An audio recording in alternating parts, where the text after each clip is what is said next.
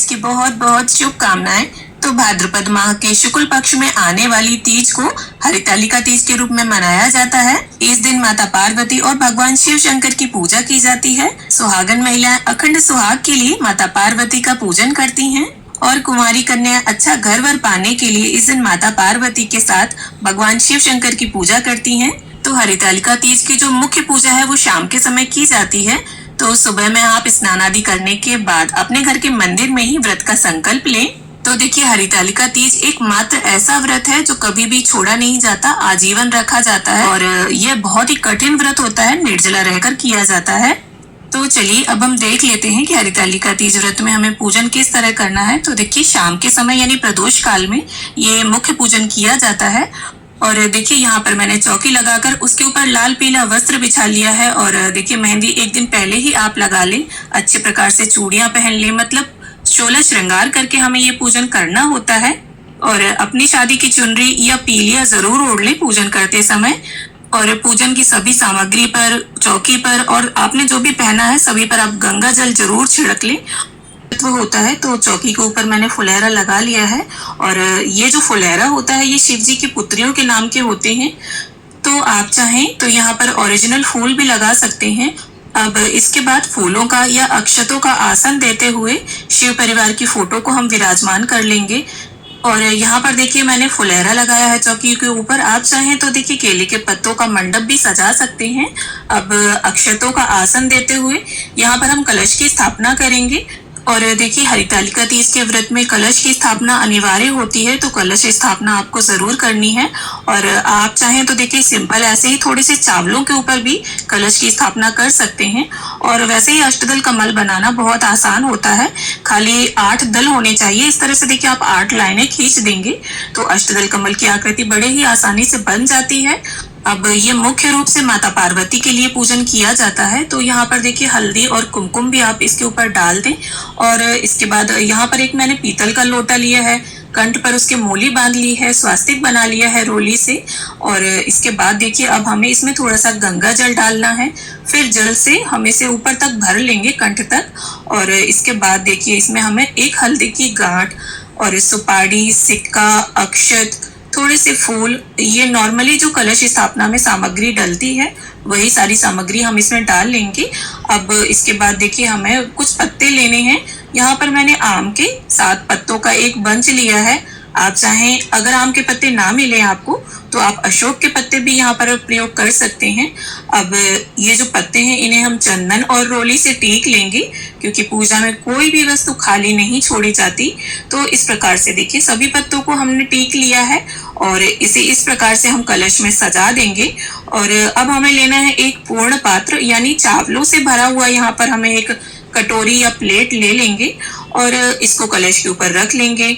और अब हम देखिए यहाँ पर दीप कलश की स्थापना करने जा रहे हैं। तो एक हमें इसके बाद अब शुद्ध देसी घी का दीपक चाहिए होगा और इसे पूर्ण पात्र पर रखकर अब हम प्रज्वलित कर देंगे। तो कलश पर यहाँ दीपक रखकर मैंने दीप कलश की स्थापना की है। आप चाहें तो जटा वाला नारियल रखकर और श्री कलश की भी स्थापना कर सकते हैं। अब देखिए, हरितालिका तीज के व्रत में बालू और काली मिट्टी को मिलाकर शिव परिवार का निर्माण करके उनका पूजन किया जाता है। तो यहाँ पर मैंने शिव जी, पार्वती जी और गणपति जी बनाए हैं। आप चाहें तो कार्तिकेय जी और नंदी जी भी बना सकते हैं। अब इसके बाद एक शुभ धातु का हम बर्तन ले लेंगे और देखिए थोड़ा सा ऊंचाई में आप विराजमान करें सभी को, क्योंकि देखिए हम अभिषेक करेंगे तो ये मिट्टी की मूर्तियां होती हैं तो इनका गलने का डर होता है। अब धूप यहाँ प्रज्वलित करके मैंने रख ली है। अब देखिए सीधे हाथ में थोड़े से पुष्प और अक्षत लेकर अब हम सभी का आवाहन करेंगे कि हे श्री गणेश, हे माता गौरी, हे भोले शंकर और कलश के सभी देवी देवता, हरितालिका तीज व्रत पूजन हेतु मैं आप सभी का आवाहन करती हूँ। कृपा करके यहाँ पर आकर विराजमान होकर हमारी पूजा स्वीकार कीजिए। और शुरुआत में देखिए अपने कुल और गोत्र का नाम भी आप जरूर बोल दीजिए अपने नाम के साथ साथ। अब देखिए हम शुद्ध जल में गंगा जल थोड़ा सा मिश्रित करके सभी का अभिषेक कर लेंगे। सबसे पहले गणपति जी का, फिर माता गौरी का, फिर शिव जी का, इस प्रकार से। तो माता पार्वती ने भगवान शिव जी को अपने पति रूप में पाने के लिए सबसे पहले इस व्रत पूजन को किया था और इस व्रत पूजन को उन्होंने वन में किया था। तो जो भी वन में उन्हें सामग्री मिली उसी से उन्होंने व्रत पूजन संपूर्ण किया था।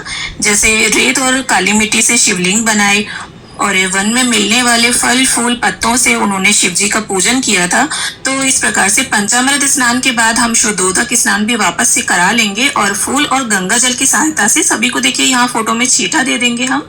और अब इसके बाद वस्त्र की भावना से गणपति जी को यहाँ कलावा अर्पित कर दिया है मैंने, माता गौरा को यहाँ पर चुनरी अर्पित कर दी है और शिव जी को भी वस्त्र की भावना से यहाँ कलावा अर्पित कर दिया है मैंने। तो देखिए साल 2025 में हरितालिका तीज का व्रत 26 अगस्त दिन मंगलवार को रखा जाएगा। तो यहाँ पर देखिए गणपति जी को और माता गौरा को चंदन से तिलक कर दिया है मैंने और शिव जी को यहाँ पर चंदन से हम त्रिपुंड लगा देंगे। देखिए अगर आप चाहें, आपने बड़ी बड़ी मूर्तियां बनाई हैं तो आप सभी को वस्त्र भी समर्पित कर सकते हैं, लेकिन मेरी मूर्तियां छोटी हैं तो मैंने यहाँ पर कलावा अर्पित कर दिया है सभी को। अब इसके बाद गणपति जी को और माता गौरी को यहाँ पर सिंदूर लगा दिया है मैंने और सभी को देखिए अब हम अक्षत अर्पित कर देंगे।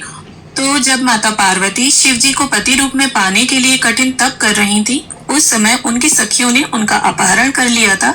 इस कारण इस व्रत को हरितालिका कहा गया है। हरत मतलब अपहरण करना, तालिका मतलब सखी।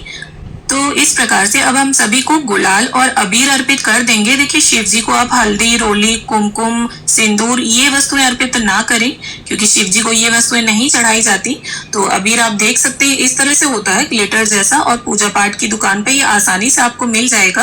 अब इसके बाद देखिए गणपति जी को यहाँ पर मैं धूप घास अर्पित कर दूंगी, लाल गुलाब अर्पित कर दूंगी और माता गौरा को भी यहाँ पर हम लाल पुष्प अर्पित कर देंगे और भगवान शिव शंकर को यहाँ सफेद फूल मैंने अर्पित कर दिए हैं। अब देखिए हमें बेलपत्र लेने हैं और बेलपत्र आप कोशिश करें छोटे छोटे कोमल कोमल हो और उनकी ये जो डंठल होती है टाइट, उसे हमें इस तरह से तोड़ लेना है और चंदन से टीकते हुए इस प्रकार से हम देखिए बेलपत्र को शिव जी पर अर्पित कर देंगे।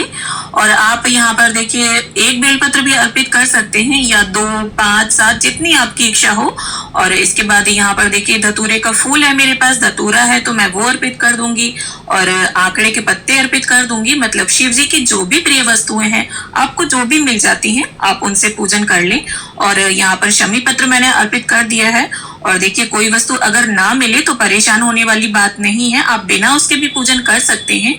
और साथ ही नंदी महाराज को हमने यहाँ पर धूप घास अर्पित कर दी है। अब इसके बाद फोटो में जो भी देवी देवता विद्यमान है कलश देव के साथ सभी को हम पुष्प अर्पित कर देंगे। अब यहाँ पर देखिए माता पार्वती को हमें कुछ सुहाग की सामग्री भी जरूर भेंट करनी है और चाहे 5 ही सुहाग की सामग्री आप अर्पित करें, लेकिन करें जरूर। तो यहाँ पर बांस की डलिया में मैंने सुहाग का सामान रखा है। अब जो भी आपने श्रृंगार की सामग्री चढ़ाई है उसमें से 2-1 वस्तुएं आप माता को इस तरह से छुआ के वहीं समीप ही रख दें। और इसके बाद अब हम माता गौरी को हल्दी और मेहंदी अर्पित करेंगे। देखिए आज आप उन्हें हल्दी और मेहंदी जरूर लगा दें। अब इसके साथ ही आपकी शादी का जो सिंदूरा है, मतलब जो सिंदूर दानी है, उसे यहीं चौकी पर माता गौरी के समीप रख दीजिए। और इसके बाद देखिए 3 तरह के या 5 तरह के जो भी फल उपलब्ध हो उन्हें अर्पित कीजिए और फलों पर देखिए बेलपत्र जरूर रख दीजिए। मतलब जो भी भोग आप रखेंगे उसके ऊपर बेलपत्र अवश्य रूप से आपको रख देना है। अब एक श्रीफल में कलावा बांधकर और एक लाल पुष्प और बेलपत्र रखकर हम इसे गौरी माता को अर्पित कर देंगे। अब देखिए दूध से बनी कोई मिठाई 1 तरह की या 3 तरह की या जो भी आपने घर में पकवान बनाए हों उन सभी का आप भोग अर्पित करें। अब इसके साथ देखिए भोग प्रसाद अर्पित करने के बाद हरितालिका तीज की व्रत पुस्तिका है अगर आपके पास तो आप उसका भी पूजन कर लीजिए। और इसके बाद हाथ में पुष्प, बेलपत्र या अक्षत रखकर अब हम हरितालिका तीज की व्रत की कथा को पढ़ लेंगे या सुन लेंगे। और देखिए कथा पुस्तिका अगर ना हो आपके पास तो आप मोबाइल पर भी सुन सकते हैं। और देखिए ये जो पूजन होता है इसमें रात्रि जागरण करना होता है, तो सभी सखी सहेलियां मिलकर पूरी रात गीत गाती हैं। इससे जो व्रत है वो ज्यादा कठिन नहीं लगता है हमें, क्योंकि देखिए निर्जला व्रत होता है और पूरी रात्रि का जागरण करना काफी मुश्किल हो जाता है। तो अगर आप पूरी रात्रि का जागरण ना कर पाए तो कलश के ऊपर का दीपक बड़ा रखें, अखंड रखें, मतलब पूरी रात्रि वो प्रज्वलित रहना चाहिए और चौकी के पास ही आप सोएं। इससे जो रात्रि जागरण का पुण्य फल है वो आपको प्राप्त होता है। अब इसके साथ ही देखिए हमें एक छोटा सा हवन भी करना होगा, तो हवन कुंड को आप पहले पूज लें, पूजा कर लें उसकी। और इसके बाद गाय के गोबर के उपले को सुलगाकर उस पर सबसे पहले 5 आहुतियां घी की दें। इसके बाद हवन सामग्री की आहुतियां दें और जो भी भोग प्रसाद आपने अर्पित किया है उसकी भी आहुति इसमें जरूर दे दें। और आहुति देते समय ओम गौरी देव्यै नमः स्वाहा, ओम शिवाय नमः स्वाहा, इस तरह से मंत्रोच्चारण करते रहें। अब देखिए हवन संपन्न करने के बाद सीधे हाथ में थोड़ा सा जल लेकर आप हवन कुंड के आसपास जरूर फिरा दें और इस बात का ध्यान रखें कि जो अग्नि प्रज्वलित है कुंड की उसमें जल ना जाए। अब इसके बाद यहाँ पर मैं कपूर आरती कर रही हूँ। आप चाहें तो घी के दीपक से आरती कर सकते हैं, लेकिन जो कलश का दीपक है उसे हमें बिल्कुल भी हिलाना डुलाना नहीं है। तो इस प्रकार से हम सभी की, गणपति जी की, माता पार्वती की, भगवान शिव शंकर की, कलश में विराजित सभी देवी देवताओं की सच्चे मन और प्रेम भाव से आरती उतार लेंगे और आरती संपन्न करने के बाद अपनी इच्छा और सामर्थ्य के अनुसार कुछ दक्षिणा अवश्य निकाल दें। इससे पूजा में अगर कोई कमी होगी तो वो पूरी हो जाएगी। अब देखिए सुबह जब विसर्जन करना होता है हमें, मतलब जब पारण करेंगे सुबह हम, उसके पहले हमें सुहाग लेना होता है माता गौरी से। तो इस प्रकार से जो हमने सिंदूरा रखा था यहाँ चौकी पर, उसे अपने साड़ी या चुनरी के पल्लू में इस प्रकार से लेना है। और देखिए सिंदूरदानी में आप झूठा सिंदूर ना रखें, नया सिंदूर भरकर रखें। और इस तरह से देखिए 5-7 बार हमें गौरा माता को इसे अर्पित करना है। और जब हम देखिए सिंदूर अर्पित करेंगे माँ को, या जब भी हम कोई पूजन करते हैं तो हमेशा हमें रिंग फिंगर का यूज करना चाहिए। और इसके बाद जितनी बार भी आप सुहाग देंगे उतनी बार ही आपको माता से सुहाग लेना होगा और इसे लेकर इस तरह से अपनी मांग में आप सजा लीजिए। अब इसके बाद हाथ जोड़कर सभी से पूजा में रही कमियों के लिए क्षमा याचना कर लेंगे और गौरी शंकर से ऐसी प्रार्थना कर लेंगे कि वो हमारे सौभाग्य को हमेशा अखंड बनाए रखें। तो इस तरह से जो हरितालिका तीज का पूजन है वो संपन्न होता है। तो उम्मीद करती हूँ वीडियो आप सभी को पसंद आए। वीडियो शेयर करें और इसी तरह के वीडियोस देखने के लिए